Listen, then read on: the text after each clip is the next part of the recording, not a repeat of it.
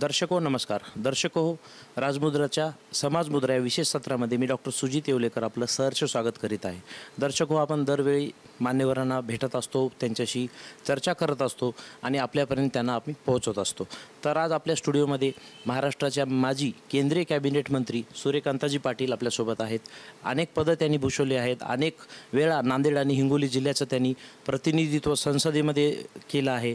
नुसतंच प्रतिनिधित्व केलं नाही तर बऱ्याच वेळा त्यांनी अतिशय चांगल्या पद्धतीने आपली बाजू मांडलेली आहे. मंत्रिपदावर असताना त्यांनी अनेक हायवे असतील किंवा मोठे कामं असतील हे मराठवाड्याला देखील दिलेले आहेत. आज आपण मॅडमशी संवाद साधणार आहोत. मॅडम, स्टुडिओमधले आपलं स्वागत आहे. नमस्कार. मॅडम, आत्ताच आपला भाजपाला आपण रामराम ठोकला असून शरद पवारांच्या विश्वासामध्ये नेतृत्वाखाली राष्ट्रवादीमध्ये प्रवेश केला आहे.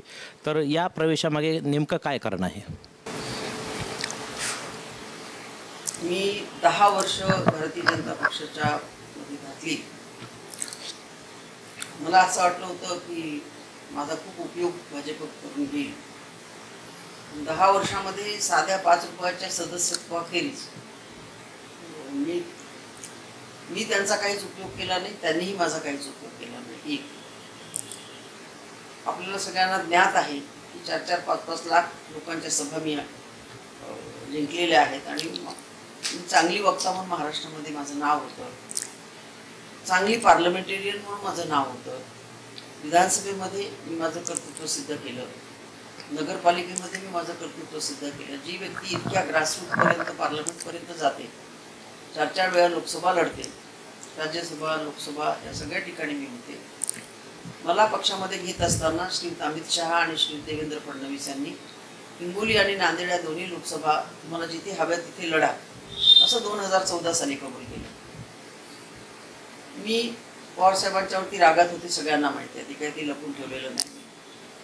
मग मी त्या पक्षामध्ये सामील झाल्याच्या नंतर 19ची लोकसभा आली. 19च्या लोकसभेमध्ये मी माझा क्लेम हिंगोलीवरतीच केला, कारण हिंगोलीला मी 4 लोकसभा लढले होते. तर हिंगोलीची लोकसभा त्यांनी त्यावेळेस हेमंत पाटलांना देऊन टाकली आणि मला प्रचार करायला सांगितला. मी निमूटपणे प्रचार केला, हेमंतजींना मदत केली. आपण त्यांनाही विचारू शकता. हेमंत निवडून आले. निवडून आल्याच्या नंतर लोकसभेचा सदस्य म्हणून यशस्वी काम करू शकले नाही, लोकांच्या मध्ये अप्रिय झाले. त्यामुळे 2019 ते 2024 हा कालखंड आमचा वाया गेला. मी घरीच बसून होते आणि मग 2024ची लोकसभा लागली. पुन्हा मी हिंगोलीचा क्लेम सेट केला. त्यांनी ती जागा एकनाथ शिंदेना सोडली. एकनाथ शिंदेच्या पक्षाने ज्यांना कोणाला तिकीट दिलं होतं ते जेमतेम जिल्हा परिषद लेवलचे सगळे कार्यकर्ते होते. ते लढले. मग आमच्या उद्धवजींनी पण त्याच्यावर कड केली. त्यांनी आमच्या नागेश पाटलाला तिकीट दिलं. ते किमान एक वेळेस आमदार तरी होते.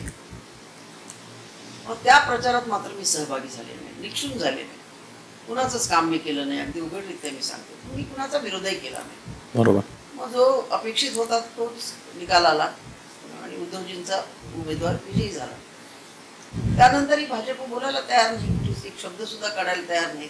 गावामध्ये मिटिंग घ्यायची, मिटिंगमध्ये आम्हाला बोलवायचे, सन्मानाने आम्हाला व्यासपीठावर कुठल्या तरी कोपऱ्यामध्ये जागा असायची.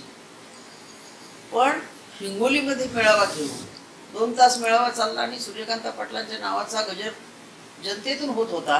त्यांनी मला बोलू सुद्धा दिलं नाही. देवेंद्र 1-1.5 तास बोलले, नंतर गिरीश महाजन 1-1.5 तास बोलले. गिरीश महाजनचा हिंगोलीचा काय संबंध? बरोबर.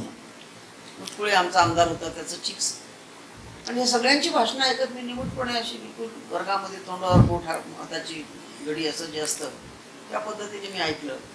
आणि मग हळूहळू माझं मन असं म्हणायला लागलं की ह्या लोकांनी आपल्याला रुइंड करण्यासाठी पक्षामध्ये घेतलेला आहे. हा माझा समज नव्हता, हे मला कळलेलं होतं. आणि दिल्लीमध्ये माझे खूप चांगले संबंध आहेत. दिल्लीतल्या भाजपचे RSSचे सगळे लोक मला ओळखतात.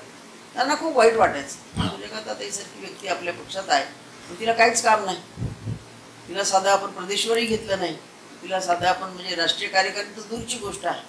तर राष्ट्रीय कार्यकारिणी फक्त एकाच व्यक्तीसाठी होती, ती पंकजाताईसाठी. आम्हाला त्यांचा काही द्वेष नव्हता, माझ्या मित्राची मुलगी. पण मला हळूहळू असं लक्षात आलं की फक्त यांना साईडलाईन करायचं, शरद पवारांकडून आलेल्या लोकांना, आणि रुइंड करायचं. ह्या उद्देशाने आम्हाला पक्षामध्ये घेण्यात आलेलं होतं. मग मी काही इतरांचं कोणाचं काही होल्ड करू शकत नाही, पण माझा मी निर्णय घेतला की ज्या दिवशी पवारसाहेब मला बोलवते त्या दिवशी मी पवारसाहेबांना जॉईन करतो. 10 वर्षांनंतर तो योग आला. साहेब मला म्हणाले की आता खूप झाला राग. नाही सर, राग तर लेकी बाळीचा राग किती दिवस असतो. ठीक आहे म्हणाले, तर मला तुझी गरज आहे, तू परत ये. मी येस म्हटलं आणि जेमतेम 8 दिवसामध्ये मी माझा राजीनामा पक्षाकडे स्वतः नेऊन दिला. मी काही ईमेलवर नाही पाठवला. मी स्वतः देवेंद्रजीच्या घरी गेले. बंद गेट होतं, सगळे अधिकारी मला ओळखत होते. मी म्हटलं तू दार उघडं ठेव आणि त्या ऑफिसमध्ये जायचं तर मला तू दिसला पाहिजेस. तो म्हणे काय हरकत नाही काही. मी पाहिलं की तो माणूस पोलीसवाला मध्ये गेला. मध्ये जाऊन त्यांनी माझा राजीनामा दिला. देवेंद्रजी घरात नव्हते. मी इन्व्हर्ट केला राजीनामा. आता तेवढं तर ज्ञान होतं मला मंत्री म्हणून काम केल्यामुळे. नंतर बावनकुळे साहेबांकडे गेले. पहिला राजीनामा मी देवेंद्रला दिला, कारण देवेंद्र अध्यक्ष होते जेव्हा मला. नंतर बावनकुळे साहेबांच्या घरी गेले. तेही तिथे नव्हते. ते नंदू नावाचा त्यांचा क्लर्क होता. त्यांनी इन्व्हर्ट केला. ताई म्हणे साहेब आल्याबरोबर मी देतो. नंतर मी मुंबईत राहिले. त्या दिवशी शनिवार होता. शनिवार रविवार दोन्ही दिवस घरी होते मी.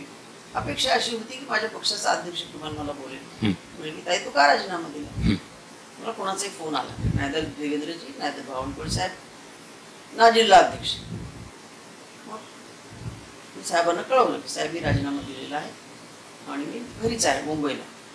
साहेब म्हणाले ठीक आहे, मग 24 तारखेला आपण प्रवेश करून घेऊ. 24ला जयंत पाटलांना काही शिराळ्यामध्ये काम होतं इस्लामपूरमध्ये. तर मग साहेब दिवसभर ऑफिसला होते. मला म्हणाले की सूर्यकांत उद्या 11 वाजता. येस सर, काय प्रॉब्लेम. त्यांना वाटलं त्यांनी स्वभावाप्रमाणे रागवते की काय. मी काय म्हटलं नाही. ठीक आहे सर, मी समजू शकतो. दुसऱ्या दिवशी मी 10:30ला ऑफिसमध्ये गेले तर 10:15ला साहेब येऊन बसले. बोलले झाली इतर गोष्टीविषयी. मला एवढंच म्हणाले साहेब, अशा वेळी तू यायलीस पक्षामध्ये की माझ्याकडे द्यायला काहीच नाही. साहेब, बाप काही देत असतो मग पोरगी जात नसते. ते दिवाळीला जाते, दसऱ्याला जाते.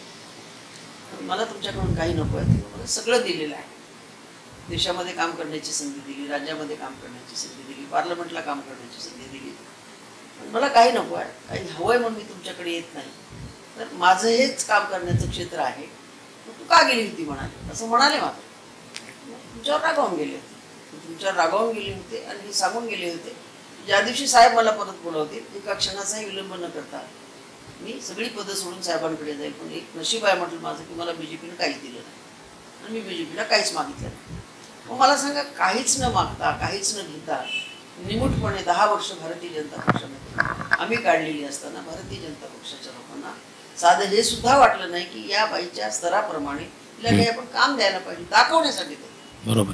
ते इतके निगरगट्ट होते की त्यांनी आम्हाला आमचा काही उपयोग केला नाही. जिल्ह्यात केला नाही, राज्यात केला नाही, देशात केला नाही, कुठेही केला नाही. मग मी राजीनामा पाठवल्यानंतर सुद्धा त्यांनी काही त्याच्यावर प्रतिक्रिया सुद्धा दिली नाही. मग आपण मला सांगा की त्या पक्षात आम्ही कशासाठी राहायचं. उलट आमची 10 वर्ष मी वाया घातली असं म्हणतच नाही. तर मी आहे पत्रकार व्यवसाय, खूप अभ्यास केला त्यांचा. पवारसाहेब म्हणाले एखादी PhD तुला मिळेल, याच्यामुळे नाही 2 PhD द्यावं लागते. 5 वर्षाची इथून 5 वर्षाची. हसले साहेब. पक्षामध्ये मी गेले, पक्षात गेले. कुठलाही कंडिशन नाही, कुठलंही बोलणं नाही. तुम्ही मला काय देता, काय घेता, असं काही नाही. कारण जो माणूस स्वतः एवढा मोठा नेता म्हणतो की अशा वेळी तू पक्षात येतेस की माझ्याकडे द्यायसाठी काहीच नाही. मी त्यांना शब्द दिला, तुम्ही मला या म्हणालात, मी आले. तुम्ही सांगाल ते माझं काम, तुम्ही द्याल ती दिशा. आणि आता याच्यानंतरचं माझं जे काही 7-8 वर्ष, 10 वर्ष जेवढं ईश्वर मला मदत करेल तेवढं मी तुमच्या पक्षासाठी काम करेन. तुम्ही असलात तरी आणि नसलात तरी. या एका करारावर माझा पक्षप्रवेश झाला आणि साहेबांनी मला एवढा आश्चर्याचा धक्का दिला. साहेबांनी एका व्यक्तीच्या पक्षप्रवेशासाठी 4 तास कार्यक्रम चालवला. देशातला सगळा मीडिया तिथे होता. 100 कॅमेरे लागलेले होते आणि तो सगळा कार्यक्रम त्यांनी टिपला. आणि 4 दिवस फक्त सूर्यकांत पाटीलचा प्रवेश दृकश्राव्य माध्यमावरती चालत होता. आणि साहेबांचं भाषण, जयंत पाटलाचं भाषण, म्हणजे साहेब सगळ्या डिग्र्या ते देऊन टाकल्या. तुम्ही मला काय आता देता याच्या. मला वाटलं झालं आता पक्षप्रवेश दिलेल्याला बोलू देत नाहीत साधारणतः. साहेबांनी कॅमेरा माझ्या माईकडे केला आणि खुर्ची ओढली. इथे बस म्हणे, तू बसून बोलते. खाली कॅमेरे सेट होते. साहेब मला बसून नाही बोलताय. ठीक आहे, तू उभी राहा म्हटलं. ते कॅमेरे स्वतः त्यांनी नीट केले, असे वरतोंड केले. 20-25 मिनिटं मी पण बोलले. कार्यक्रम 3:30 वाजता संपला. 11ला सुरू झालेला कार्यक्रम. मला खूप आश्चर्य वाटलं. मनातल्या मनात खुश झाले की चला ठीक आहे, आपण 10 वर्ष राग काढला. तर साहेबांनी स्वतःचे 3.5 तास आणि 1 तास साहेब माझ्यावरती बोलले. मग की जेव्हा असं म्हटलं 3 वाजता मला खूप भूक लागली, साहेबांना म्हटलं मला खूप भूक लागली, मी जाऊ का? माझी मुलगी होती कोपऱ्यात, मी तिला बोलावून घेतलं, हे घेऊन म्हणाली इकडे. कारण 1999ला जेव्हा नवीन पार्टी निघाली होती तेव्हा माझ्या ह्या मुलीने साहेबांचा पहिला इंटरव्ह्यू राष्ट्रवादीच्या कार्यालयात घेतला होता आणि साहेबांचं ठरलं होतं की मीडियाचं काम हिला द्यायचं. ते योगायोगाने जमलं नाही किंवा साहेबांच्या लक्षात राहिलं नाही. साहेब म्हणाले आता तू काय करतेस? म्हटलं डॉक्टर करते. तुम्ही वाकडी आहे ती वरची. अच्छा अच्छा, आहे तशीच आहेस म्हणे. हो म्हणे, मी आहे तशीच आहे, पण मग आता तू ये म्हणे आमच्या पक्षामध्ये. मग तिला पण त्यांनी साहेब मी काय काम करणार नाही. मग तेव्हा 99ला तुम्ही घेतलं होतं म्हटलेलं पक्षात, ती पुन्हा ऑफिसला आली नाही. म्हटलं नाही नाही, आता ती मोकळी झाली म्हणे, तेव्हा लेकरं लहान होती तिची. मग पक्षात घेतलं. जा म्हणे तुला भूक लागली तर. मी स्वतः पुन्हा 4:30 वाजेपर्यंत ऑफिसला बसलो. मी स्वतःच्या मनाशी असा विचार केला, मी माझ्या कार्यकर्त्यांमध्ये पण चर्चा केली त्याची की 85व्या वर्षामध्ये साहेब प्रवेश करतात येणाऱ्या डिसेंबरमध्ये, आणि 85 वर्षाचा माणूस 17 वर्षाच्या मुलाइतकं काम करतो, तर आपल्याला शरम वाटली पाहिजे. आपण पण विचार तुम्ही अर्ध तरी काम करूया आणि मदत करू साहेबांना. ते लोकांचं तुम्ही काय म्हणता, तुम्हाला काय दिलं? म्हणजे मला काहीच नाही दिलं. राहता का माझ्यासोबत? राहतो. अशा प्रकारे मी कार्यरत झाले. अपेक्षा अशी होती की भारतीय जनता पक्षाचा एक तरी नेता माझ्या विरुद्ध तोंड उघडेल तर मला बोलायला संधी मिळेल. ते खूप हुशार लोक आहेत, त्यांना माहिती आहे कोणाच्या विरुद्ध बोलायचं कोणाच्या विरुद्ध नाही बोलायचं. कोणी बोलले नाही. ही गोष्ट अशी आहे की भारतीय जनता पक्षाने ज्या पद्धतीचं राज्य केलं, मोदी साहेबांनी ज्या प्रकारचं राज्य या देशावर केलं, काही चांगले निर्णय घेतले, काही चुकीचे निर्णय घेतले. एक गोष्ट या देशातली लोकांना आवडली नाही त्यांनी केलेली, ती म्हणजे पक्षाची फोडाफोड. नेत्यांची फोडाफोडी, घरं फोडली, माणसं फोडली, पक्ष फोडले, आणि असं सगळ्यांची नासधूस करून मी स्वतःचं साम्राज्य कसं पाहत होते. त्याचं उत्तर म्हणजे हे निकाल आहे असं मला सुद्धा वाटतं. बरोबर. मॅडम, महत्त्वाचा एक प्रश्न आहे की आपण 10 वर्ष भाजपामध्ये होतात, यापूर्वी आपण राष्ट्रीय पक्ष म्हणजे काँग्रेसमध्ये होतात, नंतर पवार साहेबांसोबत 99मध्ये राष्ट्रवादीत आलात. तर एक व्यक्ती म्हणून, कारण की बरेच कार्यकर्ते घरावर तुळशीपत्र ठेवतात आणि पक्षासाठी काम करतात, नेत्यासाठी अहोरात्र झटतात. तर आमच्या चॅनलच्या माध्यमातून अनेक कार्यकर्ते तुम्हाला पाहत आहेत, तर या कार्यकर्त्यांना आपण काय सांगू शकता की राष्ट्रीय पक्ष काँग्रेस आणि राष्ट्रवादी आणि भाजप या 3 पक्षामध्ये नेमका फरक काय आहे? कशी माणुसकी आहे? कसं हाताळल्या जातं? कार्यकर्त्यांना न्याय दिला जातो की नाही दिला जातो? काँग्रेस आणि राष्ट्रवादी काँग्रेस हे मावस भाऊ चुलत भाऊ आहे. त्यांच्या विचारामध्ये काही फरक नाही, वर्तनामध्ये काही फरक नाही, निर्णयात सुद्धा काही फरक नाही. आणि तिकडचे नेते इकडच्यांना परिचित होते, इकडचे नेते तिकडच्यांना परिचित होते. त्यामुळं त्याचा काही मला त्रास झाला नाही. मला त्रास कसा झाला की म्हणजे 25-30 वर्षाच्या राजकारणामध्ये पहिला बदल घडला तो भारतीय जनता पक्षात केल्याच्या. मला असं काही वाटलंच नाही की म्हणजे मी भारतीय जनता पक्षात कशासाठी आले. मी तर काही अंजांतर नव्हते. भारतीय जनता पक्ष मला माहीत होता, right from Atal Bihari Vajpayee to Lal Krishna Advani to this man. पण कालांतराने जो फरक भारतीय जनता पक्षात जाणवला मला, तो मोदींच्या काळामध्ये जाणवला. मोदींचा जो पक्ष आहे हा खरा भारतीय जनता पक्ष नाही. मी जनसंघाच्या दिव्यापासून त्यांना ओळखते, तर हा पक्ष हा सर्वस्वी मोदीच्या मालकीचा होता. म्हणजे मोदींच्या मालकीचा, म्हणजे मोदी अतिशय चांगला माणूस वगैरे वगैरे माझी इमेज होती त्यांची. कारण ते मुख्यमंत्री असताना मी केंद्रीय ग्रामीण विकास मंत्री होते. त्या काळामध्ये मी गुजरातमध्ये 4 बैठका त्यांच्या केल्या होत्या. तर तेव्हाचे मोदीसुद्धा मला असे थोडे घमंडी वाटले, गर्विष्ठ वाटले आणि एकांगी वाटले. नेता हा एकांगी, गर्विष्ठ आणि असा असता कामा नये. तो सगळ्या, मी मनमोहन सिंग सारख्या व्यक्तींसोबत काम केलं, इंदिरा गांधीसोबत काम केलं, राजीव गांधीसोबत काम केलं. मी अनेक प्राईम मिनिस्टर, देवेगौडासारखा प्राईम मिनिस्टर पाहिला, गुलजारीलाल सारखे मी प्राईम मिनिस्टर पाहिले. अतिशय लोकांच्या मध्ये मिसळणारे, लोकांच्या प्रश्नाला जाणून घेणारे. इंदिरा गांधी रोज घराच्या बाहेर येऊन हजारो लोकांना भेटायच्या. मनमोहन सिंग सारखा अतिशय मृदू माणूस, ते सुद्धा आम्हाला एवढा वेळ देत होते की आमचे प्रश्न जाणून घ्यायचे, विचारायचे, प्रश्नाची उत्तरं द्यायचे. या गुरुतागद्दीच्या पैशासाठी मी स्वतः मनमोहन सिंगांच्याकडे गेले होते की सर तुम्ही सरदारजी आहे, आता पुन्हा सरदारजी या देशाचा प्राईम मिनिस्टर होणे नाही. म्हणजे केवढं धारिष्ट माझं म्हणून आपलं बोलले त्यांना. तर म्हटले मग काय क्या चाहिए आपको? मतलब गुरुतागद्दी के लिए हमको आपके पास से 1000 करोड़ रुपये चाहिए. गुरुतागद्दी के लिए या किसी मंदिर मस्जिद के लिए सूर्यकांता जी अपन पैसे नहीं दे सकते, आपको पता है, आप मिनिस्टर हो मेरे. म्हटलं हां सर पता आहे. मग पुन्हा मी गप्प झाले. मग मला माझे कॅबिनेट होते गुलाम नबी आझाद, गुलाम नबी आझाद म्हणाले की तुला हा प्रश्न ते नक्की तुला करतील, तर तू असं सांग की अर्बन मिशनमध्ये, जवाहरलाल अर्बन मिशनमध्ये आपण आमचं नाव टाका आणि त्यातून आम्हाला पैसे द्या. तर प्राईम मिनिस्टर साहेबांनी 13 गावं 13 राज्य हे केली होती, मार्क केली होती. 14वं राज्य 14वा जिल्हा नांदेडचा त्यांनी स्वतःच्या हाताने लिहिलेला आहे. आणि त्यानंतर मग ह्या शहराला किंवा या गुरुद्वाऱ्याला जो पैसा मिळाला त्याच्यातून गुरुद्वाऱ्याचं आम्ही खूप चांगलं हे केलं. शहरामध्ये म्हणावी तशी डेव्हलपमेंट झाली नाही, पण चालतं. कधीही विकासाच्या कामामध्ये सगळं मनासारखं होत नाही. एवढा पैसा, एवढे सगळी मदत ह्या कामामध्ये माझं साधं कुठे नावसुद्धा येऊ दिलं नाही राज्य सरकारने. आणि सगळं क्रेडिट स्वतः घेऊन गेले. काय हरकत नाही, मी क्रेडिटसाठी काम करणारी कार्यकर्ता नाही आहे. मी लोकांच्यासाठी काम करते. मी माझ्या मतदारसंघातल्या दोन्ही रेल्वे 850 कोटीच्या रेल्वे 5 वर्षात पूर्ण करणारी मी एकमेव खासदार आहे. लालू प्रसाद यादवनी मला 850 कोटी रुपये दिले. आणि नांदेडपासून जाणारी ही हिंगोलीची रेल्वे आणि नांदेडपासून जाणारी आदिलाबाद आणि आता नागपूरपर्यंत गेली, त्या दोन्ही रेल्वे मी पूर्ण केल्या. ब्रॉडगेज औरंगाबादला थांबली होती, की औरंगाबादून ब्रॉडगेज नांदेडपर्यंत आणली. पण माझं साधं त्या नेमप्लेटवर नावसुद्धा येऊ द्यायचं नाही असं तत्कालीन नेत्यांनी ठरवलं. पण त्यांना ते नाव लिहावं लागलं, कारण केंद्र सरकारची नियम आहे. पण माझ्यासोबत मग दुसऱ्या 2 खासदारांची नावं लिहिली. म्हटलं काय हरकत नाही, माझी कलिग आहे अशोक देशमुख आणि डावार साहेब, आणि मग माझं नाव आहे. नाव तर आहे ना, पण इतकी सगळी कष्ट करून सुद्धा मला कधी कधी असं वैषम्य वाटायचं की आपण एवढी मेहनत महाराष्ट्राच्या अन्य कुठल्या राज्यामध्ये केली, जिल्ह्यामध्ये केली असती तर माझ्या नावाची देवळं बांधली असती त्या लोकांनी. की तेव्हा मला रोज मार खावा लागतो, रोज युद्ध करावं लागतं. आणि अशा परिस्थितीत आता माझं 75मध्ये मी प्रवेश केलेला आहे. मी अजून 10 वर्ष काम करण्याची माझी मनीषा आहे. आणि माझी जी वाया गेलेली 10 वर्ष आहेत, तर रात्रंदिवस पक्षासाठी काम करेल, मी शरद पवारांसाठी काम करेल. त्याचा त्यांना किती फायदा होईल मला माहिती नाही, किंवा माझ्या लोकांना माझी जी गरज आहे ती खासदार म्हणून होती खरं तर. पण माझा क्लेम BJPनं हे केला, त्याला काय म्हणतो झिडकारून लावला आणि त्या जागेचं सत्यानाश करून टाकला. आज माझ्यानंतर एक राजू सातो नावाचा माणूस जो झाला होता, एक तेवढा तो एक क्वालिफाईड मुलगा होता, तो स्वर्गवासी झाला. तेव्हापासून आमच्या त्या लोकसभा मतदारसंघाला कुणीही काम करणारा खासदार अजूनही मिळालेला नाही.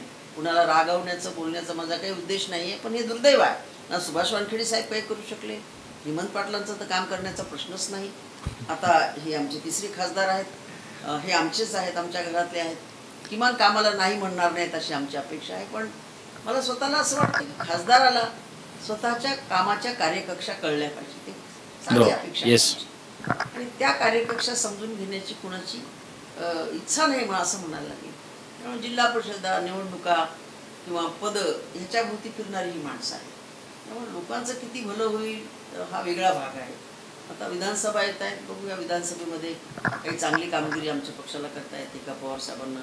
पवार साहेब, उद्धव ठाकरे, काँग्रेस अशी आमची अपेक्षा आहे की येणारं सरकार हे यांचंच असेल, याच लोकांचं असेल. काय विकास आघाडी का काय त्यांचं मला अजून ते नाव पण पूर्ण पाठ नाही. महाविकास आघाडी. महाविकास आघाडीला खूप चांगले दिवस आहेत असं मला स्वतःला वाटतं. आणि तुम्ही म्हणाल मग मोदी साहेबांनी केलेल्या कामाचं काय. मोदी साहेबांनी काम खूप चांगलं केलं, पण माणसांना नाही सांभाळलं त्याने. माणसांना मानसन्मान नाही दिला. खासदाराला न भेटणारा प्रधानमंत्री माझ्या आयुष्यात मी पहिल्यांदा पाहिलं. मी 24 वर्ष पार्लमेंटमध्ये काढली, पण खासदारांना न भेटणारा, लोकांचा तर प्रश्नच येत नाही. ते मी आणि मी यामध्ये गुरफटलेला माणूस म्हणजे नरेंद्र मोदी आहेत असं मला स्वतःला वाटतं. मी ड्यू रिस्पेक्ट, ते वयाने 1 वर्ष लहान आहेत माझ्यापेक्षा, पण आता तेही 75 वर्षाचे झालेले आहेत. आणि त्यांनीच घातलेल्या नियमाप्रमाणे आता त्यांनी निवृत्त झालं पाहिजे असं मला स्वतःला वाटतं. नवीन माणसाला संधी दिली तर आजही भारतीय जनता पक्षाचं राज्य 5 वर्ष सुखनैव चालेल असं मला वाटतं. पण ते असं काही होताना दिसत नाही. त्यामुळे लोक जे नाराज झाले ते मोदीच्या काम करण्याच्या पद्धतीवरती झाले. तोडाफोडा आणि झोडा हे देवेंद्र फडणवीसनी महाराष्ट्रात केल्यामुळं लोकांचा राग देवेंद्रवर फार जोरामध्ये आहे. त्यात पुन्हा जरांगेचं हे सगळं आंदोलन आलं, मग त्यामध्ये ही सगळी आमच्या आरक्षणाची जी सगळी काही भानगडी आहे ती भानगडीचे प्रश्न आहेत. हे काही असे सहजगत्या सुटणारे नाही. म्हणजे जरांगेने म्हटलं आणि ते झालं असंही होणार नाही. हे करण्यासाठी सरकारच्या मनामध्ये निर्णय असावा लागतो, कोर्टापुढे आम्हाला टिकावं लागेल. पण त्यासाठी सध्याचं सरकार थोडंसं काम करताना मला दिसतंय. आता 2-3च महिने राहिले त्या सरकारचे, त्यामुळं ती लढाई आणखी पुढे जाणार आहे. त्याचा आणखी राग लोक कसे व्यक्त करतात याची भीती आमच्या मनामध्ये आहे. म्हणजे माझ्या मनात म्हणण्यापेक्षा इतर लोकांच्या मनामध्ये आहे की बा हे राग कशा पद्धतीने व्यक्त होईल त्यांना कळत नाही. तर काहीच पदावर नसताना जरांगे जातो, जरांगेच्या भोवती 2-4 लाख गोळा होतात. ही गंमत नाही आहे, ही गंमत नाही आहे, ही लोकभावना आहे. त्या लोकभावनेचा आदर म्हणून सरकारला ह्या नियमाची सगळी पूर्तता करून ही रिझर्वेशन तुम्हाला टिकवावं लागेल आणि टिकलं पाहिजे. हे खरं तर मराठा समाजात चुकीच्या याच्यामुळे हे झालं नसतं. ज्या काळामध्ये विदर्भामध्ये आरक्षण कुणब्यांना दिलं होतं तर आमच्या मराठवाड्यातल्या मराठ्यांनी कुणबी म्हणून घ्यायला नकार दिला आणि म्हणून आम्ही त्या आरक्षणापासून दूर राहिलो आणि आमचं खूप नुकसान झालं. मग आता तेच आरक्षण आम्ही मागतोय. ठीक आहे, लोकांना कळलं की आपण चूक केली होती, नाही तर तेव्हा तर अलगत आम्हाला विदर्भामधल्या आता पुरी इकडे येऊन आमच्याकडे ओबीसी म्हणून निवडणुका लढतात हे आम्हाला तेव्हाच मिळालं असतं जेव्हा त्यांनी सगळ्यांना लागू केलं होतं. ते आम्ही केलं नाही. आता आम्हाला उशिरा जाग आली, काय हरकत नाही.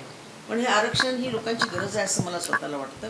तर मराठा समाजामध्ये सगळे श्रीमंत नाही आहे, सगळ्यांच्याकडे पैसा नाही, सगळेच आमदार खासदार नाही आहेत. आमदार खासदार नाही, आता माझ्यासारखे आमदार, मी 45 वर्ष राजकारणात आहे पण या 1500 फुटामध्येच राहते ना. मला काही बंगले वगैरे काही बांधता आले नाही, माझं ते कामही नाही, ते उद्दिष्टही नाही. पण आता राजकारणी म्हटले की त्याच्याकडे तो पैसेवाला, तो सर्व सत्ताधीश, तो काहीही करू शकतो, अशी जी इमेज होती ती इमेज आता बदलायला सुरू झाली आणि it's a good change for me. Actually लोकांना हे कळलं पाहिजे की लोकप्रतिनिधी हा आपला लोकसेवक आहे. त्या लोकसेवकाला तुम्ही मालक केलं म्हणून तो तसा वागला, आता त्या मालकापासून त्याला सेवकापर्यंत आणण्याचं काम लोकांनी करावं अशी माझी अपेक्षा आहे. माझी विचाराची जी क्लॅरिटी आहे, the first day when I entered in politics तेव्हापासून तीच होती. मी नगरसेवक म्हणून 8 वर्ष होते. मला साधा एक प्लॉट नाही घेता आला नांदेडमध्ये. हा प्लॉट मी 7.5 रुपये स्क्वेअर फीटने घेतला आणि हे पैसे फेडायला मला 3 वर्ष लागले. मग तिथपासून इथपर्यंतची माझी जी कहाणी आहे ती सारखीच आहे, त्याच्यात काहीच बदल नाही. तुळशीपत्र ठेवतात, माझ्या अंगणात तुळस आहे, पत्र माझ्याकडे, मी काही तुळशीपत्र वगैरे ठेवलं नाही. माझी मोठी मुलगी डॉक्टर झाली, मुलगा माझं पोस्ट ग्रॅज्युएशन आहे, नातू माझा कॅनडात शिकतो, नात आता ऑगस्टमध्ये लंडनला चालली. म्हणजे असं काही नाही, आम्ही गरिबीतून सुद्धा लेकरं शिकवली तर ती योग्य मार्गाने गेली. पैशाचा आणि प्रगतीचा काही संबंध आहे असं मला अजिबात वाटत नाही. लोकसभा निवडणूक आताच झालेली आहे. त्यामध्ये एकीकडे भारत सरकार नेहमी गॅरंटी देताना दिसतं, परंतु यावेळी मुद्दा वेगळाच होता. मोदीजीची गॅरंटी हा प्रश्न चालला होता आणि महाराष्ट्रामध्ये मात्र मोदीजींची लाट नव्हती, तर कुठेतरी शरद पवार साहेबांची, उद्धव ठाकरेंची किंवा जरांगे पाटलाची लाट दिसली. तर विरोधी पक्ष म्हणतो की बाबा आम्ही जिंकलो आणि भाजपचं किंवा त्यांच्या मित्रपक्षाचं असं म्हणणं आहे की संविधान बदलणार आहे, या नॅरेटिव्हवर ही लोकसभेचा इथं पराभव झालेला आहे. परंतु इथं खराच संविधान हा नॅरेटिव्ह होता का जरांगे फॅक्टर होता का शरद पवारांचा फॅक्टर होता, आपल्याला काय वाटतं? काही फॅक्टर नव्हता. मुळामध्ये भारतीय जनता पक्षाचा ओव्हर कॉन्फिडन्स आणि त्यांनी दिलेला 400 पारचा नारा आणि मोदी मोदी मोदी मोदी हे सगळं जे काही ते घडवून आणायचे, त्यांना असं वाटायचं की सगळं पुन्हा आम्ही मोदीमय करण्यामध्ये यशस्वी होऊ. पण लोकांना जेव्हा फॅक्ट समजायला लागल्या की नोकऱ्या कुठे गेल्या, 15 लाख कुठे गेले, मोदींनी जे सांगितले ते रस्ते कुठे गेले, किंवा काहीच त्यांना दिसत नव्हतं. मग लोक म्हणायचे की ही नुसती नारे आहेत, ही नुसती नारे आहेत. आणि लोकांना फॅक्ट जेव्हा समजली तेव्हा शरद पवार, उद्धव ठाकरे, काँग्रेस हे लोक योगायोगाने म्हणा किंवा ठरवून जेव्हा एकत्र आले आणि त्याचे परिणाम लोकसभेमध्ये लोकांना दिसले, तेव्हा लोकांना विश्वास असा आला की आपण हे बदलू शकतो. जेव्हा मतदाराला हा कॉन्फिडन्स येतो की आपण हे बदलू शकतो, त्यांना कोणीच थांबवू शकत नाही. मग 77ला हरलेली इंदिरा गांधी पुन्हा पंतप्रधान कशी होते, ती लोकांच्या मतावर होत असते. पण लोकांच्या मतावर मोदी साहेबांचा विश्वासच नाही मुळामध्ये. त्यांना असं वाटतं की आपलं नाव घेतलं की सगळं होऊन जातं. असं होत नाही मोदी साहेब. हे आम्ही सांगण्याचा प्रयत्न करत होतो म्हणून ठीक आहे, ते आम्हाला कधी भेटलेच नाही, आम्हाला दिसले पण नाही. ज्यांच्या पक्षात आम्ही 10 वर्ष राहिलो, 10 वर्ष राहिलेले पंतप्रधान, आमचे पंतप्रधान आम्हाला कधीही दिसले नाही, कधीही भेटले नाहीत, कधी आमच्याशी 2 शब्द सुद्धा त्यांनी देवाणघेवाण केली नाही. आम्हाला असं वाटायला झालं पण राजकारणात केलं काय की आपण एवढं 45 वर्षाच्या राजकारणामध्ये 22-23 वर्ष मी पार्लमेंटला होते आणि हे पंतप्रधान आपल्याला साधं बोलायला पण तयार नाही. आणि आमची कुठेतरी एका कोपऱ्यामध्ये सीट असायची, आम्ही त्याच्यावर बसायचं, फक्त टाळ्या वाजवण्याचं काम केलं आम्ही. जेवढे आम्ही शरद पवारांच्याकडनं भाजपत गेलो होतो, मग अगदी बबन पाचपुतेपासून डॉक्टर किनाळकरांपासून सूर्यकांत पाटलांपासून भास्करराव खतगावकरांपर्यंत ही सगळी काँग्रेसची माणसं त्यांनी पोतेऱ्यामध्ये घातली. आणि त्यांना मग काही लोक एजमुळे बाळ झाले, पण आमच्यासारखी जी बदमाश माणसं होती ती वयाला न जुमानता काम करणारी, आम्ही शहाणे झालो आणि परत आपल्या घरी गेलो. एवढाच आहे आमचा जो प्रवास आहे, हा एका शब्दात मी संपवला की आम्ही चूक केली होती, शरद पवारांना सोडून ती चूक मी दुरुस्त केली. एकीकडे मॅडम आपण 10 वर्ष पक्षात होतात, 10 वर्षानंतर आपण राजीनामा दिला, त्यानंतर एक फोनही आपल्याला आला नाही. प्रदेशाध्यक्ष असतील, फडणवीस साहेब असतील किंवा स्थानिकचे जिल्हाध्यक्ष असतील. मात्र एकीकडे राष्ट्रवादीत प्रवेश करताना मात्र खुद्द राष्ट्रीय नेते जे शरद पवार आहेत ते आपल्याला 4.5 तास वेळ देतात. स्वतः आम्ही पाहिलं की आपल्याला ते माईक हातात देत होते, अतिशय स्वतःच्या मुलीसारखी आपल्याला वागणूक दिली. तर हा जो आपला अनुभव आहे वैयक्तिक, तो आपल्या एकट्याचाच अनुभव आहे. तर हे नवीन कार्यकर्त्यांना आपण आमच्या TV चॅनलच्या माध्यमातून काय सांगू शकाल? नाही, हा माझा एकटीचा अनुभव आहे असं मला वाटत नाही. साहेबांनी याच मायेने माणसं वाढवली. ते कधी कधी कठोर पण होतात, कारण प्रेम करणारी माणसं कठोर पण होतात. ती कठोरता सुद्धा सहन करावी लागते. पण साहेबांनी कार्यकर्त्याकडे चपराशी म्हणून कधी पाहिलं नाही, किंवा माझे नौकर आहेत, कर्मचारी आहे म्हणून पाहिलं नाही, तर माझ्या परिवाराचे सदस्य आहेत या उद्देशाने ते कार्यकर्ते वाढवतात. आम्हाला तर त्यांनी, मी तर फार भाग्यवान बाई आहे. साहेबांनी नंबर 2, नंबर 3 वरती मला ठेवलं. काय माझा मान सन्मान कसा राहील याची त्यांनी काळजी केली. माझ्या पार्श्वभूमीची त्यांना कल्पना होती, तर ते सगळ्यांना सांगायची. पार्लमेंटमध्ये सुद्धा, ये हमारी सूर्यकांता है, इसको ना थोड़ा सा पैसा दे दो और एक टिकट दे दो, ये हिंदुस्तान की किसी भी कोने से जीत जाएगी. मला खूप हसू यायचं. चंद्रशेखरजी, देवेगौडा, हे सगळे असे, लालू प्रसाद यादव, त्या लोकांचा माझ्यावर इतका विश्वास बसला की शरद पवार जैसा आदमी इतनी तारीफ करता है इस लड़की की, इसमें डेफिनेटली कुछ ना कुछ होगा. आणि मग कालांतराने आम्ही पार्लमेंटच्या बाहेर झाले मी, कारण लोकशाहीमध्ये जय पराजय हे हातात हात घालून येतात. ते पराजय मी आनंदाने स्वीकारले. मला कितीही जरी दुःख झालं असलं, खेद झाला असला, तरी सुद्धा आपलंच कुठेतरी चुकलं असेल म्हणून मी शांत राहिले. पण माझा ज्या प्रकारे भाजपने अवमान केला, तो अवमान मात्र मला सहन झाला नाही. आणि त्यांच्याविषयी एक शब्दही न काढता मी सुद्धा पक्षाबाहेर पडले. मी कधीच त्यांच्या विरोधामध्ये बोलले नाही, कारण ते ना मला माझा मान ठेवू शकत होते, ना ते माझा अवमान करू शकत होते. त्यांना मला खितपत ठेवायचं होतं. तर खितपत ठेवण्याची ताकद तर फक्त देवामध्ये आहे, माणसामध्ये नाही. आणि त्यामुळे मी त्यांचा गेम ओळखला. 10 वर्ष लागली भले मला, किंवा मला साहेबांच्या बोलावण्याची वाट होती, आणि ती वाट पाहण्यात माझी 10 वर्ष गेली. आणि साहेबांनी योग्य वेळी मला बोलावलं असं मला स्वतःला वाटतं. मी माझ्या घरी परत आले. त्याच्या पलीकडे काहीच त्याला अर्थ नाही. मॅडम, आपला पक्षप्रवेश झाला, तर यामध्ये काही अटी शर्तीनुसार झाला, काही आपल्याला राष्ट्रवादी काँग्रेसकडून ऑफर देण्यात आली आहे का? काय पुढचं भविष्य काय आहे का? साहेबांनी मला, आता तू पार्टी ते आपण काम करू, हा त्यांचा शब्द आणि मी दिलेला होकार. या पलीकडे न देना न घेणं. उलट ते मला असं म्हणाले, मोठ्या मनाचा माणूस, की सूर्यकांता, अशा वेळी तू माझ्या पार्टीत आलीस की माझ्याकडे देण्यासाठी तुला काही नाही. तर मी त्यांना म्हटलं की माहेरपणाला आलेली पोरगी, बाप साडी घेतो का चवळी घेतो का नुसता रुपये हातावर ठेवतो हे बघत नाही, तर ती तुमच्या ओढीनं आलेली आहे. मी तुमच्यासाठी काम करणार, मला तुमच्यासोबत काम करायचं आहे, आणि तुम्ही होकार दिला याच्यात सगळं मला मिळालेलं आहे. त्यामुळे काही आपलं साहेब देणं घेणं काही नाही.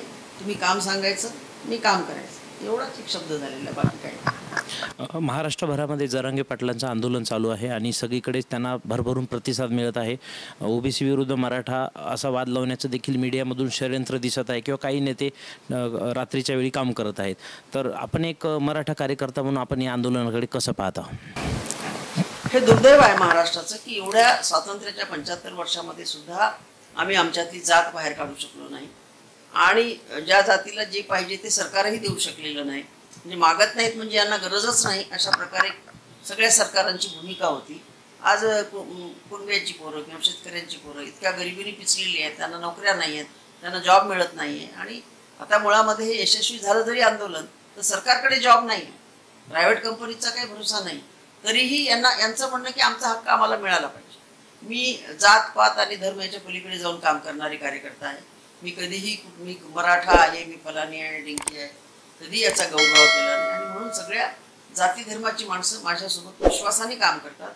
पण दुर्दैवाने आज मला आम्ही लहान झालो आणि जात मोठी झाली असं दिसायला लागलं. हे चांगलं लक्षण नाही. हे समाजामध्ये फूट पाडण्याचं जे काही काम चाललेलं आहे हे खूप वाईट आहे. याच्यामध्ये मग कोणीही जबाबदार असो, याच्या पुढची जी फळं आहेत ती बाकीच्या पिढ्यांना सहन करावी लागणार आहे. त्यामुळे जात आणि धर्माच्या आधारावर काही देण्यापेक्षा ज्याचा न्याय त्याला देता आला पाहिजे हे सरकारने ठरवलं पाहिजे. सरकारकडे पडताळणी करणारी अनेक माध्यमं आहेत, त्या माध्यमातून ती बघू शकतात कोण किती गरीब आहे, कोण कोणाला गरज आहे. तर सरकारने हा निर्णय घ्यावा आणि या जातीपातीचा लढा जो उभारण्याचा कार्यक्रम चालू आहे तो बंद पाडला पाहिजे असं मला स्वतःला वाटतं. महाराष्ट्र शासनाने लाडकी बहीण योजना आणलेली आहे. त्या अंतर्गत आपण पाहिलं की अनेक महिलाची रांग लागलेली आहे आणि कुठंतरी नावनोंदणी करण्याचं चाललं आहे आणि बऱ्याच तिथं पैशाचा भ्रष्टाचार होताना देखील व्हिडिओ व्हायरल झालेले आहेत. तर ही योजना महाराष्ट्रातल्या मतदारांना भुरळ घालेल का? आपल्याला काय वाटतं? कसं आहे की लोकांना फुकटामध्ये सगळं द्यायचं आणि त्यांना भिकाऱ्याच्या रांगेत उभं करायचं, हा कट खूप पूर्वीपासून चाललेला आहे. मग ती गरिबी हटाव असेल किंवा हे गरीब हटाव असेल किंवा हे 1500 रुपये असतील. काल म्हणाले आम्ही पुरुषांना 10,000 रुपये देणार आहोत, मग बायकांना 1500 का? बायकांनाही 10,000 रुपये द्या असं मी म्हणेल. बायकांना 1500 रुपये तुम्ही मजुरीसारखं ठरवता आणि पुरुषाला 10,000 देतो म्हणता. तर हे सगळं निवडणुकीकडे लक्ष ठेवून चाललेलं काम आहे. याचा काही फार परिणाम होईल असं मला वाटत नाही. कारण हे जे बोलतात, जसं मोदी साहेबांनी सांगितलं की प्रत्येक अकाउंटला मी 15 लाख रुपये टाकले का? नाही टाकले. मग तसे आता हे फॉर्म भरून घेण्यामध्ये ऑक्टोबर महिना येईल आणि त्यामध्ये तपासणी करण्यामध्ये विधानसभा होऊन जाईल. आणि विधानसभा दुर्दैवाने समजा हे हरले सध्याच्या सरकारमध्ये लोक, पुढे इम्प्लिमेंट करण्याचा काही गरजच राहणार नाही. म्हणजे करायचं काहीच नाही आणि गलबला खूप करायचा. योजनांचा पडणारा पाऊस पाहून आम्हाला एवढंच कळायला लागले की निवडणूक जवळ आहे. त्याच्या पलीकडे माझ्या दृष्टीने काही अर्थ नाही. मराठा आरक्षणा संदर्भात 10% GR वाशी येथे दिला जरांगे पाटलांकडे विद्यमान मुख्यमंत्र्यांनी, आणि त्यांच्याच मंत्रिमंडळातले मंत्री छगन भुजबळ त्यांचा जोरदार विरोध करत आहेत. तर एकच सरकार दोन भूमिका कशा घेऊ शकते? घेतल्या तर नाही पाहिजेत असं मला स्वतःलाही वाटतं. आणि मला स्वतःला सरकारला एकच विनंती करायची की 10% जी तुम्ही दिलेली आहेत ते तुम्ही टिकवा. आम्ही आमच्या समाजाची समज घालू की 10% सुद्धा फार मुश्किली आपण काढलेली आहेत. तुम्हाला देणं फार कठीण होतं. जे नियम आहेत त्या नियमातून वाट काढून 10% तुम्हाला जर दिले असतील तर तुम्ही ते आनंदाने स्वीकारा. हे नंतर आम्ही सांगू आणि टिकवले पाहिजे. कारण टिकवणं खूप महत्वाचं आहे आणि कोर्टापर्यंतच्या लढाई आहे त्याच्यामध्ये. हे सगळं देवेंद्रजींना पण माहित आहे, एकनाथ शिंदेलाही माहित आहे, अजित पवारांनाही माहिती आहे, शरद पवारांनाही माहिती आहे. त्यामुळे कोर्टातली ही लढाई सरकारने जिंकावी अशी आमची अपेक्षा आहे. बाकी आता मग चालत राहतं. या सगळ्या गोष्टी नंतर हळूहळू लोक विसरून जातात. लोक फार मेमरी त्यांची तेवढी स्ट्रॉंग नाही आहे लोकांची. लोक काल आपण परवाच्या दिवशी तुमच्या बायकोला काय भाजी घेऊ घातली सांगा बरं, नाही समजत. हे तसंच आहे सगळं. आणि या शॉर्ट मेमरीचा आम्ही लोक खूप फायदा घेत असतो राजकारणात. आणि त्यामुळे हे सगळं आता योजना एवढ्या डिक्लेअर होत आहेत की आम्ही जी राजकारणातली जुनी जाणती माणसं आहोत आम्ही हसतो आणि म्हणतो हा ठीक आहे, गुड लक बाबा, परत करा तुम्ही, हे एकदाच करूनच टाका. ते मला तिथं खटकलं काल जेव्हा अजित पवार आणि ते म्हणाले की आम्ही पुरुषांना 10,000 देणार आहोत. तर मला आवाज उचलायचा होता, बायकांना तुम्ही 1500 रुपये देताय, ते एवढ्या लाईनी लावून एवढे कागदपत्र घेऊन वगैरे वगैरे देणार. आम्ही आमच्या मजुरीला आता 2,500 रुपये देतो भांडे घासणाऱ्या बाईला. तुम्ही 1500 रुपये देण्यासाठी बहिणीला एवढे आपण त्रास द्यायला लागला आणि पुरुषांना मात्र 10,000 देतो म्हणतात. ते कसं? स्त्रियांना पण 10,000 तुम्ही द्या. देणं घेणं काही नाही, वाजवा रे वाजवा. माझ्या अडाणी भाषेत सांगते मी तुम्हाला. ज्यांना काहीच द्यायचं नसतं ते मोठ्या मोठ्या घोषणा करतात, त्या इम्प्लिमेंट करण्याची त्यांच्यावर वेळच येत नाही.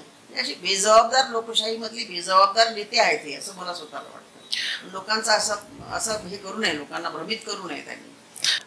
ताई, आपण लोकसभेमध्ये 3 दशकापेक्षा जास्त वेळ घातलेला आहे. आपला दांडगा अनुभव आहे. सत्तेमध्ये पण होतात, विरोधात पण होतात. आत्ताचं जे NDAचं सरकार आहे त्यामध्ये चंद्रबाबू असतील किंवा नितीश बाबू असतील, हे दोघं मोदींना 5 वर्ष जाऊ देतील का? आपल्याला काय वाटतं? कारण हेच चंद्रबाबू आहेत ज्यांनी अटल बिहारींना घरी बसवलेलं आहे. कमी वाटते मला, कारण हे दोन्ही योगायोगाने माझे मित्र आहेत. नितीश आणि आम्ही तर एकाच बिल्डिंगमध्ये 4थ्या फ्लोअरला आणि ते दुसऱ्या फ्लोअरला राहायचे. नितीशजींना मी खूप जण ओळखते. खूप हुशार लोक आहेत हे. चंद्रबाबू तर अतिशय चालाक माणूस आहे. त्यांनीच त्या तेलंगणाचा आणि त्या आंध्राचा सगळा विकास केला, पण लोकांनी त्याला सुद्धा पाडलं. त्यामुळं मला शंका आहे हे यांच्या मागण्या पूर्ण होऊ शकतील यांच्यासोबत. मोदी साहेब यांच्या मागण्या पूर्ण करू शकतील असं मला वाटत नाही. जे काही मला थोडा फायनान्स कळतो किंवा जे काही मला थोडंसं ज्ञान आहे, तेव्हा एवढ्या 7 लाख कोटीची मागणी त्यांची आहे. 7 लाख कोटी किती असतात मला माहिती नाही. 7 लाख कोटी रुपये देण्याची क्षमता कुठल्या केंद्र सरकारमध्ये आहे असं मला वाटत नाही. त्यामुळं हे थोडे दिवसाचं आउटघटकीचं दिसतं. काय माहिती, कदाचित टिकलेच तर काय सांगताय. पण हे व्यापारी आहे.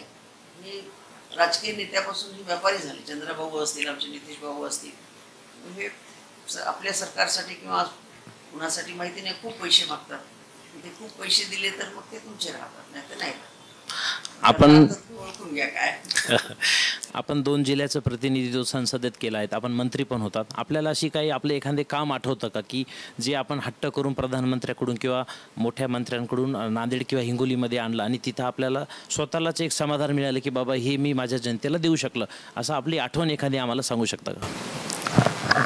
ह्या देशामध्ये ब्रॉडगेजचं काम चालू होतं ब्रॉडगेजचं काम औरंगाबादला थांबलं, कारण सगळ्या योजना येऊन औरंगाबादलाच थांबायच्या त्या काळामध्ये. आमचा आवाज कमी होता, तर त्या काळामध्ये हट्ट करून मी ह्या 2 रेल्वे, एक हिंगोलीला जाणारी आणि पुढे नागपूरला जाणारी, नाही दिल्लीला जाणारी, आणि एक आदिलाबादवरून नागपूरला जाणारी, ह्या 2 रेल्वे मार्गाला अक्षरशः म्हणजे एक हाती 1000 कोटी आणणं गंमत नव्हती. बरोबर. पैसे मी त्यांनी मला दिले, मी त्याच्यात काम केलं. त्यानंतर आमच्या इरिगेशन प्रोजेक्ट्सला कोणीच प्राथमिकता देत नव्हतं, तर आमच्या भागातल्या इरिगेशन प्रोजेक्ट्सला त्यांनी पैसे द्यावेत यासाठी आम्ही केंद्र सरकारला हलवलं आणि खूप पैसे आमच्या इरिगेशन प्रोजेक्ट्सला मिळाले. त्यानंतर नितीन गडकरींचा नंबर लागतो. आमच्या महामार्गाकडे संपूर्णतः दुर्लक्ष होतं राष्ट्रीय महामार्गवाल्यांचं. तर नितीनजींचे म्हणजे आभार मानले पाहिजे. त्यांनी खूप उत्कृष्ट काम केलं या देशामध्ये, की ज्या देशामध्ये खडकाळ जमिनीशिवाय आम्हाला रस्ते नव्हते, तिथे जर्मनीच्या बरोबरीचे रस्ते या देशामध्ये नितीन गडकरींनी केले. ठीक आहे, नितीन गडकरीला केंद्र सरकारचाच पैसा होता, पण करण्याची दृष्टी तर होती, विजन तर होतं. एवढे कष्ट करून सुद्धा पडता पडता नितीन गडकरी निवडून आले. बरोबर. अर्थ काय? हो, म्हणजे काम करणाऱ्या माणसाला निवडून येऊ द्यायचं नाही, त्याला रेशमधून बाहेर काढायचं. तो प्राईम मिनिस्टर कॅन्डिडेट असता माणूस होता, तर त्याला पाडण्याचा एवढा प्रचंड प्रयत्न केला. दस्तूर खुद्द ज्या कार्यकर्त्यांना त्यांनी मोठं केलं, ते म्हणजे बाहेरच्या स्टुडावरून काढून त्यांनी मंत्रिपदापर्यंत नेले, ते सुद्धा त्यांच्या विरोधात राबले. माझं शिक्षण नागपूरला झालेलं आहे, नागपूरच्या सगळ्या गोष्टी मला कळतात, इथे बसल्या बसल्या कळतात. तर निवडून आल्याच्या नंतर नितीनजी लोकात गेले नाही, आपल्या फॅमिलीत जाऊन बसले. म्हणजे हे त्यांचं उत्तर होतं की माझा आता तुमच्यावर विश्वास राहिलेला नाही, पण तरी मी काम करते. तर हा काम करणारा माणूस आहे, मोठा आहे. खरं म्हणजे आता जर प्राईम मिनिस्टर बदलायचं असेल तर नितीनजीलाच प्राईम मिनिस्टर केलं पाहिजे. आम्हाला खूप आनंद होईल महाराष्ट्रीयांना, भले आमचा त्यांचा पक्ष आहे. आपण समकालीन आहात. नितीन गडकरी साहेबांनी अनेक आंदोलनं केलेत. महाराष्ट्राचे ते लोकनेते शरद पवारांनंतर ओळखले जातात, कारण की गोपीनाथराव मुंडे आणि विलासराव देशमुख आता दिवंगत झालेले आहेत. तर मॅडम, नितीन गडकरी साहेबांना कोणत्या विषयात कमी मार्क आहेत की ज्यांना भाजपमधून प्रधानमंत्रीपद घेता येत नाही, भूषवता येत नाही, असं त्यांची काय कमी आहे, आपल्याला काय वाटते? जी कमी माझ्यात आहे ती कमी नितीनजीमध्ये आहे. नितीनजी अतिशय फटकळ आहे, नितीनजी स्पष्ट वक्ते आहे, नितीनजी खोटं बोलत नाहीत. जे केलं ते केलं म्हणून सांगतात आणि जे करत नाही ते करत नाही म्हणून सांगतात. राजकारणात ह्या गोष्टीचं पथ्य बाळगावं लागतं. हे आता 42 वर्षाच्या राजकारणानंतर मला कळालेलं, पण फार इज व्हेरी लेट. आता आम्ही काही चेंज नाही होऊ शकत, तसं नितीनजी पण नाही होऊ शकत. तर हे एक गोष्ट आहे, पण त्या माणसाची गुणग्राहकता आणि त्याची जी अपार मैत्री आहे अनेकांची, पक्ष सोडून, तर ती त्याला देशामध्ये नेता म्हणून काम करायला संधी देऊ शकते, दिलं पाहिजे असं मला वाटतं. झालं ना, आता 10 वर्ष मोदी साहेब होते, मोदी साहेबांनी चांगलं काम केलं, जे करायचं ते चांगलं केलं, काही नाही केलं, पण तसं काही त्यांनी फार डॅमेजिंग काम नाही केलं. हे निश्चित त्यांचा गर्व आणि घमंड या 2 गोष्टी त्यांना डाऊन करतात असं मला वाटतं. आणि आता 542च्या लोकसभेमध्ये किती माणसं त्यांचे मित्र आहेत ते शोधून काढणं फार गरजेचं आहे. मला असं वाटतं पुढच्या काळामध्ये मोदी साहेबांना हे करावं लागेल. त्यात यश मिळालं तर आमच्या शुभेच्छा आहे, यश नाही मिळालं तर त्यांनी नितीन गडकरीला प्राईम मिनिस्टर करावं असं आमचं म्हणणं आहे. छान. मॅडम, आता हदगाव आणि हिमायतनगर मतदारसंघाकडे मी येतो. काय आहेत 2-2.5 महिन्यावरच विधानसभा येऊन ठेपलेली आहे. पक्षाने जर संधी दिली तर आपण त्या संधीचं सोनं करणार का? मी आता साहेब जे देतील ते काम स्वीकारणार आहे. साहेब मला म्हणाले महाराष्ट्रभर बोबलत महाराष्ट्रभर बोबलत साहेब म्हणाले हदगाव मी सोडून घेतो, काँग्रेसच्याकडे आहे ती जागा आणि अँटी इन्कम्बन्सीचा फटका बसण्याची शक्यता आहे सध्याच्या आमदार साहेबांना. जर काँग्रेसने ती सोडली सन्मानाने, मला सन्मानाने साहेब म्हणले की सूर्यकांता तू लढ, 100% माझा मतदारसंघ आहे. त्या मतदारसंघामध्ये माझ्या घरातले 4 आमदार झाले. शेवटचा आमदार मी होण्याचं स्वीकारेल असं मला वाटतं, कारण जिथून मी सुरुवात केली 1980ला 78ला मी जिल्हा परिषद लागली. पंजा गावामध्ये ग्रामीण भागात येणारी मी पहिली व्यक्ती आहे. तर मी 22 मताने ती जिल्हा परिषद हारली आणि नंतर मी 80ला विधानसभेला आले. मला आवडेल की ही शेवटची 5 वर्षाची संधी जर मला लोकांनी दिली किंवा साहेबांनी दिली तर मी तिथे लढेल आणि जिंकेल. आणि ज्या सहकार्यांना मी मोठं होण्यासाठी संधी दिली, मी 15 वर्षाचा पॉज घेतलेला आहे, त्यांनी 5 वर्षाचा घ्यायला काय हरकत नाही. परवाच्याच दिवशी माजी राज्यमंत्री, गृहराज्यमंत्री डॉक्टर माधवराव पाटील किनळकर यांनी देखील भाजप पक्षाला रामराम ठोकलेला आहे. त्यांच्या पुढच्या राजनीतीबद्दल किंवा त्यांच्या काही भविष्याबद्दल आपल्याला काय माहिती आहे का? नाही, मला कल्पना नाही. काल रात्री माधवराव आले होते की मी राजीनामा दिला, पण मी वाचलं, सोशल मीडियावर वाचलं म्हटलं तर ते साहेबांना भेटून आले असं मला कळलेलं आहे. पण ते आता काँग्रेस इधर राष्ट्रवादी दोनच पक्ष आहेत. कारण भारतीय जनता पक्षामध्ये जेवढी मी ग्रेट सफरर आहे तेवढेच ग्रेट सफरर माधवराव सुद्धा आहे. त्यांच्यावर खूप अन्याय पण झाला. मी तरी 40 वर्षाच्या राजकारणात 32 वर्ष पदावर होते. डॉक्टरवर खूप अन्याय झाला. डॉक्टरचा पराभव 2-3 वेळेस भोकरणी केला मला असं वाटतं. डॉक्टर आतापर्यंत मंत्री राहिले असते. ग्रेट माणूस आहे, विजनरी आहे. जी विजन नितीन गडकरीकडे आहे त्याबरोबरच विजन डॉक्टरकडे आहे. इथे आता बाबळी असेल ती मी उभा केला, सुधा प्रकल्प त्यांनी उभा केला. आमच्या भागामध्ये सगळे तलाव आम्ही उभे केले. आम्ही काम करणारी माणसं. आम्ही स्वतःसाठी कधी 2 पैसे मिळवले नाही, ना डॉक्टरने मिळवले ना आम्ही मिळवले, आमच्या पिढीतल्या कोणीच नाही मिळवले. म्हणजे 95 पासून हे सगळं बदललं वर्ष. म्हणजे वैयक्तिक सत्तेसोबत वैयक्तिक सुविधा सुद्धा संपन्न करायची किंवा पैसा मिळवायचा हे 95 पर्यंत नव्हतं. आता मी 1978ला राजकारणाची सुरुवात केली, आज 2024 आहे. 95 नंतर हे वेदर सगळं बदललं आणि मग लोकांची गोड बंगले किती बांधायचे, घर किती बांधायचे, आज मर्सिडीज घ्यायची, उद्या आणखी काही घ्यायची, फरारी घ्यायची, ही स्वप्न त्यांची मुलं रंगवायला लागली. माझ्या घरासमोर गेली 40 वर्ष सरकारी वाहन उभं राहतं. ना माझा मुलगा ना मुलगी कधी त्या गाडीमध्ये बसले. माझी मुलगी मोंढ्यातून सायकलवरती पीपल्स कॉलेजला यायची. 12वी सायन्स तिथून झाली, नंतर मेडिकलला गेली. आमच्या मुलांनी सरकारी गाड्यांचा कुठेही वापर केला नाही. सरकारी ड्युटी संपल्यानंतर गाडीला मी घराच्या समोर उभं राहू दिलं नाही. मी सरकारची कुठलीही सुरक्षा आयुष्यामध्ये घेतली नाही. मला नेहमी असं वाटायचं की ज्या राजकीय नेत्यांना स्वतःची सुरक्षा करणं होत नाही ते देशाची सुरक्षा कशी करतील. ठीक आहे, ते माझं बोलणं थोडं अतिरेकी होतं, पण तुम्ही पोलीस SP-ना विचारा. मी त्यांना सांगितलं प्लीज माझ्याकडे तुम्ही ड्रेसमधला माणूस नका बघा. आणि बिना ड्रेसचा एक माणूस पाठीमागच्या ऑफिसमध्ये बसलेला असायचा. त्याला घरापुढे माझ्याकडे गरीब माणसं येतात, फाटकी माणसं येतात. या पोलीसवाल्याला पाहून ते येणार नाही, तुम्ही माझं राजकारण संपवता का. मी कधीच पोलीसच्या संरक्षणामध्ये फिरले नाही. केंद्रातला मंत्री सुद्धा फक्त सोबत एक PA आणि स्वतः मी फिरायची. सगळ्या देशात फिरले मी, मला कुठे अडथळा आला नाही. मला असं वाटतं की हा बडेजाव दाखवण्यासाठी जे शिट्ट्या वाजवणाऱ्या गाड्या मागे पुढे नेते फिरवतात हा देशाच्या पैशाचा अपव्यय आहे. छान, खूप चांगली चर्चा झाली मॅडम. अनेक प्रश्नांना आपण उत्तर दिले. इतिहासातल्या बऱ्याच घडामोडींवर आपण चर्चा केली. संसदेतले पण काही किस्से आपण सांगितले. लालू प्रसाद यादवांकडून रेल्वे अण्णा असेल किंवा बरेच अनुभव आपण सांगितले. पुढील राजकारणासाठी आम्ही आमच्या चॅनलच्या माध्यमातून आपल्याला भरभरून एक सांगते. माझ्या तालुक्यातला अपर पेनगंगेचे कॅनॉल्स मी त्याची निर्माती आहे. आणि त्यानंतर त्याचं सिमेंटिंग करायचं होतं. सरकारकडे पैसा नव्हता. 18 वर्ष ते काम बंद होतं. ते नाल्या तयार होत्या पण पाणी जात नव्हतं कारण ते मातीच्या होत्या. तर त्यासाठी जवळपास 300 कोटी रुपये लागत होते. राज्य सरकार द्यायला तयार नव्हतं. प्रियरंजन दासमुंशी त्या विभागाचे मंत्री होते. त्यांच्याकडे अक्षरशः हट्ट करून मी 318 कोटी रुपये आणले. 90 किलोमीटर पर्यंतची कॅनॉल आज हदगाव तालुका भोकर तालुका हा जो सुजलाम सुफलाम दिसतो त्या सूर्यकांत पाटीलमुळे दिसतो. आम्ही त्याचा कुठे ते प्रसिद्धी करण्याचा आमचा काळच नव्हता. आम्हाला पोस्टर छापायची हिंमत नव्हती. पॉम्पलेटवरती आम्ही निवडणुका लढवलेल्या आहेत. त्यामुळे लोकांच्या ते लक्षात आहे. लोकांना असं वाटतं की ताईंनी आपण केलेल्या कामाची प्रसिद्धी केली नाही. हो, मी केली नाही. तर मला असं वाटायचं की हे आपलं काम आहे आणि आपलं काम करून त्याची प्रसिद्धी कशासाठी. पण नंतर कालांतराने मला असं वाटू लागलं की बरोबर आहे लोकांचं. आपण जे काम केलं ते लोकांना सांगितलंच नाही. लोक अडाणी आहेत. लोकांना काही सगळ्यांना कळत नाही. राजकीय जे प्रतिस्पर्धी आहेत ते त्यांच्या कानापर्यंत जाऊ देत नाही. पण मी झालेले लॉस सहन केले. पण मी माझ्या भागासाठी अत्यंत प्रामाणिकपणे काम केलेलं आहे. आणि जे विच इज माय वर्क. लोकांना डेफिनेशनच माहिती नाही की नेत्याचं काम काय आहे.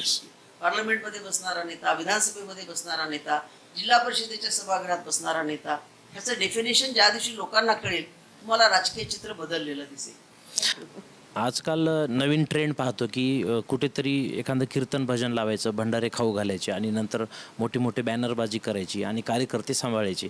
या पद्धतीनंच शॉर्टकटमध्ये आमदार होताना दिसतात. आपण लोकसभेत गेलात, संसदेमध्ये प्रश्न मांडले, जनतेचे प्रश्न मांडून निधी देखील खेचून आणला, कामही करून दाखवले. ग्रामीण भागातून एक महिला केंद्रीय कॅबिनेट मंत्री होती. ही सगळ्याच लोकांसाठी अभिमानाची गोष्ट आहे. प्रत्येक दोन्ही जिल्ह्यातल्या लोकांसाठी महाराष्ट्रासाठी अभिमानाची गोष्ट आहे.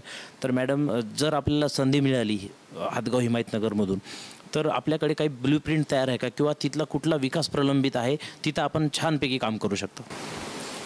विकासाच्या भुका ह्या वाढत्या असतात. म्हणजे एक दिवस पोट भरलं म्हणून दुसऱ्या दिवशी भूक लागत नाही असं होत नाही. आज एक प्रश्न आहे, उद्या नवा प्रश्न निर्माण होतो. प्रशासकीय प्रश्न आहेत, लोकांच्या कामाचे प्रश्न आहेत. मुलांच्यासाठी मी एक कारखाना उभा केला, त्या कारखान्यामध्ये 4,000 लोक काम करतात. कारखाना भले आज माझ्याकडे नसेल, पण मग अशा कारखानदारीकडे मुलांना वळवणं, त्यांच्या नोकरीचा रोजगाराचा काही व्यवस्था होते का बघणं, हे सुद्धा आमचं कर्तव्य आहे. लोकांच्या शेताचे खूप प्रचंड प्रश्न आहेत. लोकांच्या ग्रामीण भागामध्ये आज पांदीचे रस्ते आहेत, त्यांच्याकडे पांदीचा रस्ता सुद्धा म्हणजे नव्हता पूर्वी. त्या पाणंद रस्त्याला पूर्वी आम्ही पैसे देत होतो, आता सरकारने बंद केले, तर ते सुद्धा सुरू करता येतील आपल्याला. आणि लोकांच्या शैक्षणिक ज्या भूका आहेत ती भागवणाऱ्या संस्था ज्या ग्रामीण भागामध्ये चालतात, त्या शैक्षणिक संस्थांना पैसेच द्यायचे नाही असं गेली 12-15 वर्ष चाललेलं आहे. त्या संस्था, तर माझी उदाहरणार्थ संस्था आहे, त्याच्यामध्ये जवळपास 10,000 विद्यार्थी शिक्षण घेतात. आमच्याकडे 13 वर्षापासून साधा शिक्षक आम्ही घेऊ शकत नाही. म्हणजे याचा अर्थ त्यांना या संस्था सुद्धा बंद करायच्या आहेत असं आम्ही देतो. त्या संस्था आम्ही बंद होऊ देणार नाहीत, कारण त्या संस्था ही ग्रामीण भागाच्या विद्यार्थ्यांची नाडी आहे. कारण सगळीच मुलं नांदेडला शिकू शकत नाहीत, सगळीच माणसं मुंबईला जाऊ शकत नाहीत. जी मुलं हिमायतनगरला शिकतात, हदगावला शिकतात, ती ग्रामीण भागातली खरी मुलं आहेत. कोणत्या पुढाऱ्याची पोरं हिमायतनगरला शिकत नाहीत किंवा हदगावला शिकत नाहीत. तिथे शिकणारा मुलगा हा तिथल्या शेतकऱ्याचा मुलगा आहे, शेतकऱ्याची मुलगी आहे. 7वा वर्ग पास झाल्यानंतर लोक लग्न लावत होते, म्हणून मी हायस्कूल काढलं. ज्या काळात लोक इंजिनिअरिंग आणि मेडिकलचे हे काढत होते, त्या काळात मी शाळा मागितली. मला हसले त्यावेळेसचे मुख्यमंत्री, अरे तू पण एखादं इंजिनिअरिंग कॉलेज काढ. पवार साहेबच होते स्वतः. नाही सर, माझं ते काम नाही आहे, मला ते जमणार नाही, मला शाळा द्या. शाळा घेतली, 8वा वर्ग काढून आज पोस्ट ग्रॅज्युएशन पर्यंत 3 शाखांचं शिक्षण आम्ही देतो. आणि 98-97% आमच्या कॉलेजचा शाळेचा निकाल आहे. तपासून बघा, सगळे मेरिट्स आमचे असतात. आज त्या कॉलेजमधनं शाळेतनं शिकलेल्या मुली काही डॉक्टर आहेत, इंजिनियर आहेत, काही फॉरेनमध्ये गेलेल्या आहेत. तर ही जी प्रगती आहे ही खरी प्रगती आहे. आणि याकडे आता दुर्लक्ष करायचं आणि जिल्हा परिषदच्या शाळा बंद पाडायच्या वगैरे वगैरे जे काही चाललेलं आहे याच्या विरुद्ध मीच आवाज उठवला. त्यांनी ती कुठली भरती केली होती, त्यांनी टेम्पररी भरती करायचा तो निर्णय मी बदलायला लावला सरकारला. विखे पाटलाची मिटिंग आपली, कंत्राटी शिक्षण हा जे केवळ माझ्यामुळे बदलला देवेंद्र फडणवीसजींनी. तर हे खरं आमचं काम आहे. असे अनेक आमदाराचं खरं काम खरं तर कोणीच करत नाही, तर ते करावं असं मला वाटतं. शेवटी 5 वर्ष संधी मिळाली तर मी करेन, नाही मिळाली तरी मला काही प्रॉब्लेम नाही. मी पक्षासाठी काम करेन. पवार साहेबांच्या सोबत शेवटपर्यंत काम करायचं हा निर्णय घेऊन मी साहेबांसोबत गेलेली आहे. मी आमदार किंवा खासदार ते सगळं पाहिलेलं आहे. मला सगळ्या ठिकाणी त्यांनी पाठवलं, लोकांनी निवडून दिलं. मी तुम्हाला खोटं सांगते, हे जे कीर्तनं भजनं करून महाराज लोकांना आणून वगैरे जे काही चालतं, लोक धार्मिक असतात, त्यांना सगळ्या महाराजांची दर्शन होत नाही, सगळी कीर्तनं ऐकायला मिळत नाहीत.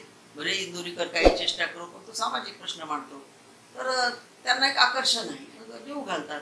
काय हरकत नाही, आपल्याकडे अन्नदान इतकं महत्वाचं दान कुठलंच नाही.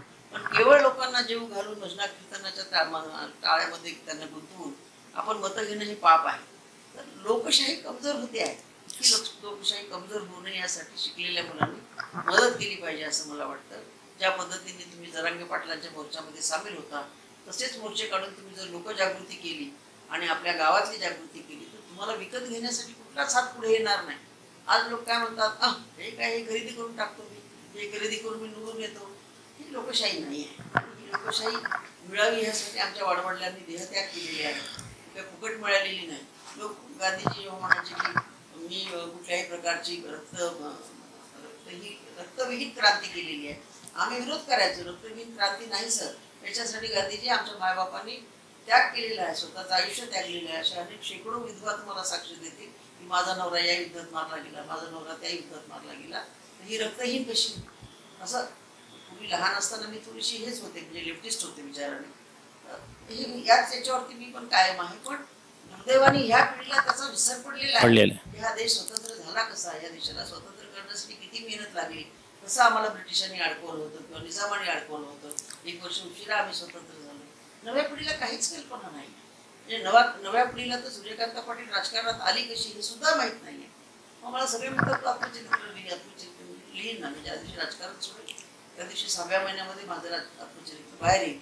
असं कसं, असं कशामुळे? मला ह्यासाठी मला लेकरं बाळा आहेत, मला घर आहे, दार आहे, अनेक शब्द तयार होतील मला माझं आत्मचरित्र वाचल्यावर. म्हणून मला मी राजकारणात असताना आत्मचरित्र लिहायचं नाही, तर त्या राजकीय गोष्टी आहेत.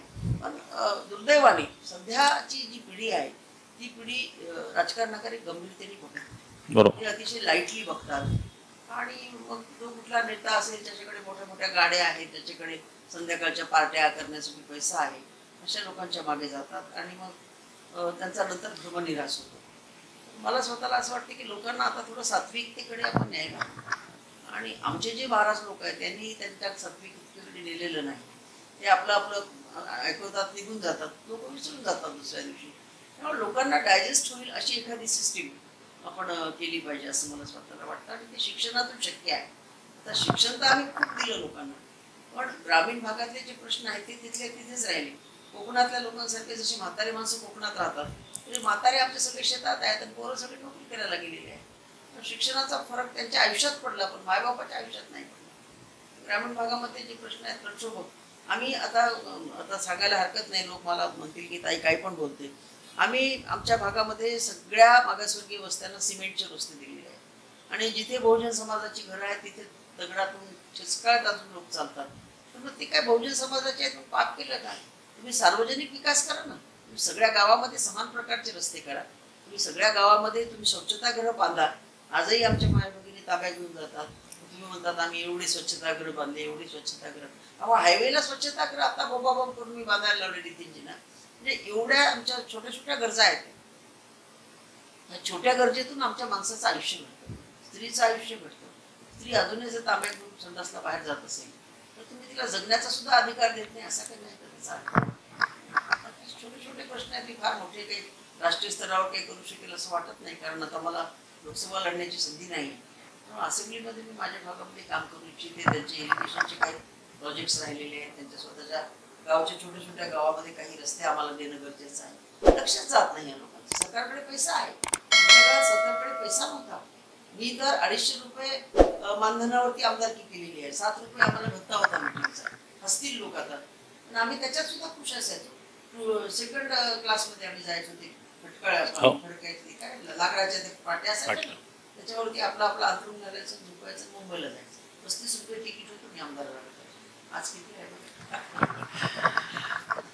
तर दर्शको, या होत्या स्पष्ट वक्त्या आणि सरळ बोलणाऱ्या सूर्यकांताताई पाटील यांच्याशी आपण बातचीत केली. ही चर्चा आपल्याला कशी वाटली, ही मुलाखत जर आवडली असेल तर खाली कमेंट जरूर करा.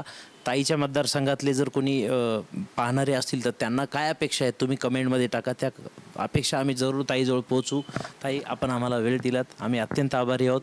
भविष्यातील राजकारणासाठी आमच्या चॅनलकडून आपल्याला भरभरून शुभेच्छा ताई. धन्यवाद. धन्यवाद आपले सुद्धा. तर दर्शको, मी आपली येथेच रजा घेतो. कुठेही जाऊ नका, बघत राहा फक्त आणि फक्त राजमुद्रा न्यूज लाईव्ह. धन्यवाद. मनोरंजनाचं प्रबोधन, करमणुकीचं उद्बोधन, बातमी अचूक, माहिती बिनचूक. पाहत रहा राजमुद्रा न्यूज लाईव्ह.